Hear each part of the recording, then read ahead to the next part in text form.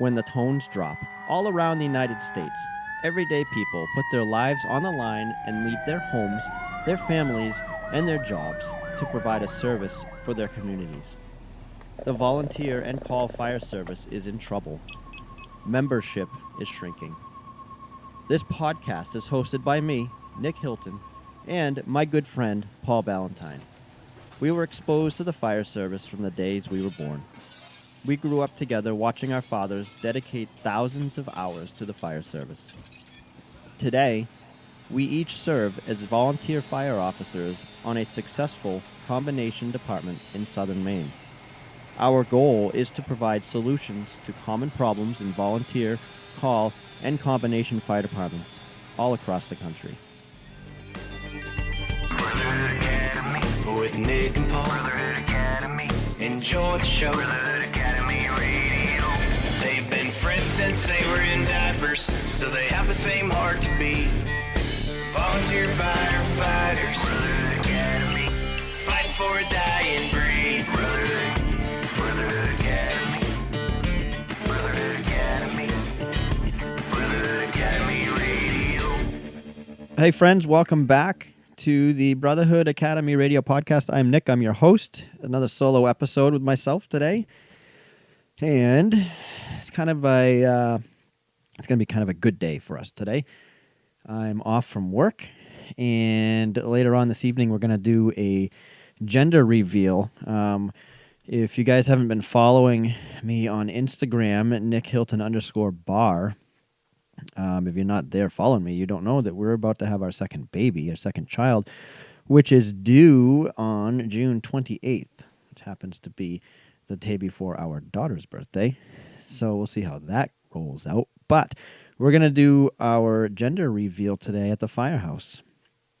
So by the time this podcast is up and running and in your ears, it'll already be out. So if you have not followed us on the Facebooks or my Instagram, please do that. That would be wonderful. But I am excited to announce, and my wife is ecstatic as well, that we are going to be having a little boy.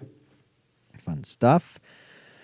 So we have a girl, and now we're going to have a boy. And guess what? Now we are going to be getting some firefighter toys, some fire stuff for the bedroom, all that fun jazz. You guys get it, boys, I hope. But let's get on to today's topic.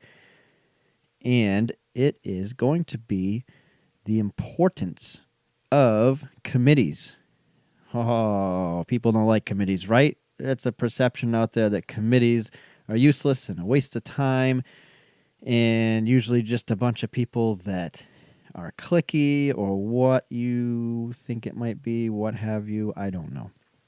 Personally, I like committees. I think committees are very important. We have on our fire department quite a few committees, and from what I've experienced over the years is they benefit us quite well. And I think I'm going to take our experience, my experience with our fire department, and give that to you and let you know why it works for us, what works for us. There's many types of committees that you can form on your fire department. I'll go down through a short list. You can have an SOP committee or an SOG committee. You could have a driver training committee. You could have a truck committee, a regular training committee, a fundraising committee, or a social media committee, and the list can go on and on.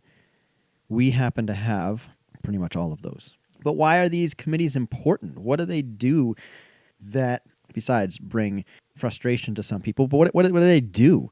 Well, first, they create buy-in and ownership to your department, because when you're involved in a committee, when you're part of a committee, you are involved in decision-making, you're involved in ideas, and the overall project. It's like a team environment, right? And a team environment is going to give your members some sort of buy-in and ownership of your department. You want people to have ownership. It's going to keep them coming back. It's going to keep them happy. It's going to keep them working. Committees also expose talent. A lot of times people have talent they don't even know about. A lot of times people have talent that we don't know about because we're not giving people the opportunity to show that talent, to use that talent. Committees provide a platform, I guess, for lack of a better word, for your members to expose their talents and to use their talents. So why not put these people in these committees and let them shine? Committees inspire teamwork, like I said before. Teamwork is important. Firefighting is the best and ultimate team sport. Paul Ballantyne has said that on a few of our earlier podcasts, and he's absolutely right. So if you're inspiring teamwork through committees, you're gaining a better grasp on retention and getting people involved and getting better results for what your ultimate goals are. And again, they empower members. Committees offer empowerment. It allows fire chiefs or upper ranking personnel to empower their members to make decisions, to come up with the ideas. And while it's doing that, the final thing I have on the list for why committees are important is it allows the chief or chief officers to focus on the bigger picture of the department. You can't effectively lead a fire department if you're focused too much on the small things and you're not delegating and creating committees to work on these smaller things. You need to be able to look at the bigger picture. You need to be able to make decisions on the grander scheme of things. And you don't want to micromanage, and you don't want to be focusing on every little small thing. If you're doing that, you're missing out on the big picture. You're missing out on things that you should be doing. You're not going to have enough time to do it all. Especially on a volunteer department, there is not a lot of time. We're all strained on time. We're all busy with our personal lives, with our jobs. And if you're able to break up these duties and these tasks, like writing SOPs, reviewing SOPs, or creating training exercises or fundraising, you're going to be able to accomplish a lot more. You need to be able to spread those jobs out to other people. You know, we had a truck committee on our department. It was myself and Paul and the chief and our deputy chief. And we sat down and we each kind of had our own function in the committee. And on top of that, we were able to involve other members by asking them, hey, what would you like to see on this truck? What would you like to see for equipment? Where would you like the equipment to be mounted? Do you want the truck to have this sort of option or that sort of option? And we were able to take all that info back to the committee and work with it and create something within our budget. I just left a meeting today with I guess it's not even really officially a committee, but it was a group of 4 of us that are finalizing a final draft of our roster. We used to have several different versions of our roster. The secretary of the corporation would have a version. I would have a version for training. And the deputy chief would have a version for keeping track of actual training hours and Bureau of Labor Standards records and whatnot. We had multiple versions of our roster out there. And we decided, hey, let's create a small little, committee, which we did. And we combined everything into one document, one file, and we approved it and finalized it today. So again, teamwork, and it's taking a lot of work off of our chief and our deputy chief to have to worry about, a roster and keeping track of our members, We do have a driver training committee that's been a huge success. I actually was one of the very first people to start that.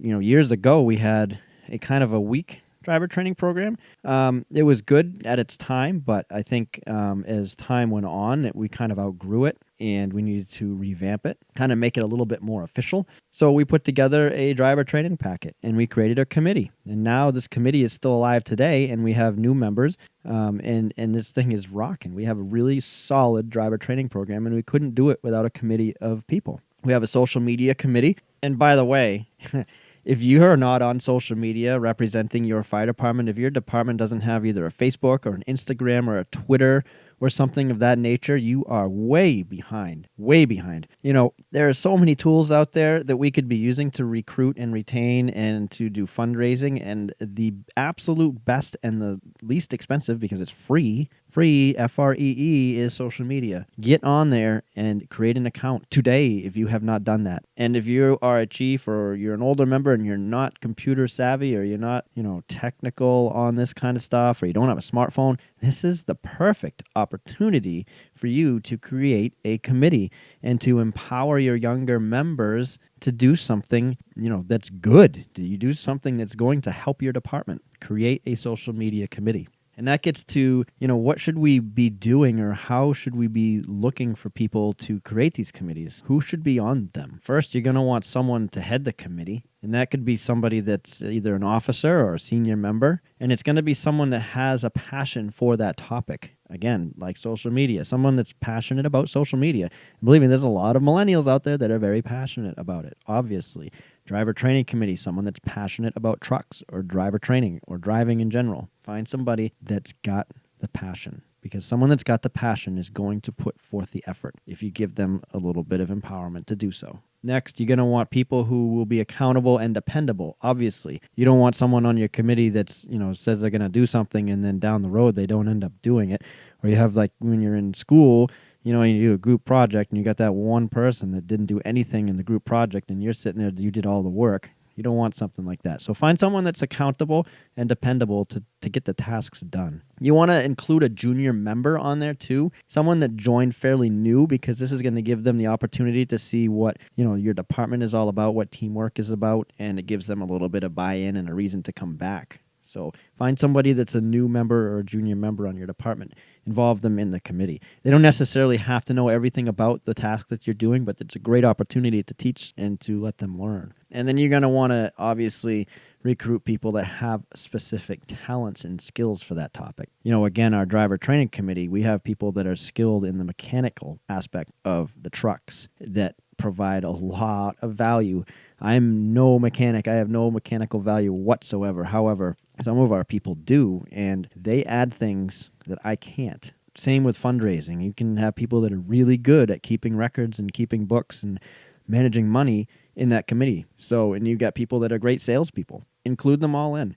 That's the benefit of being a volunteer fire department, is you have people of all walks of life on your department. Take advantage of that. Take advantage of their specific talents and their skills.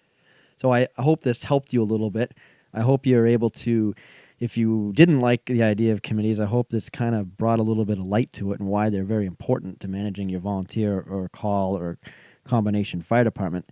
So think about it. If you got some things that need to be done and you are overloaded with work, delegate that out to a committee. Thank you so much again for listening to this episode. Please, this doesn't cost you guys anything to listen to. So what I ask for you is to share this with your friends. Share this on social media and rate it on iTunes. Give it some 5 stars and a little comment, because what that's going to do is it's going to allow more people to see this podcast and listen to it. I'm pretty happy to see that on my Instagram, @NickHilton_bar, I made it to, last night.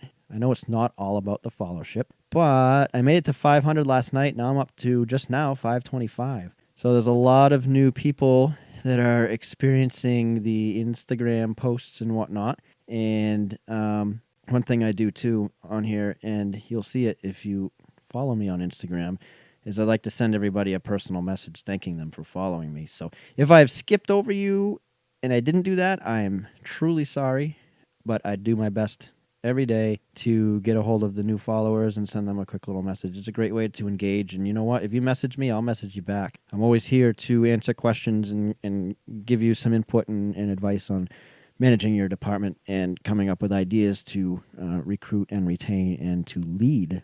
So that being said, I am going to lead my way out of here, and I'm going to get this thing edited and hopefully have it up within the next few days. So thanks again, everybody, and we'll talk to you later.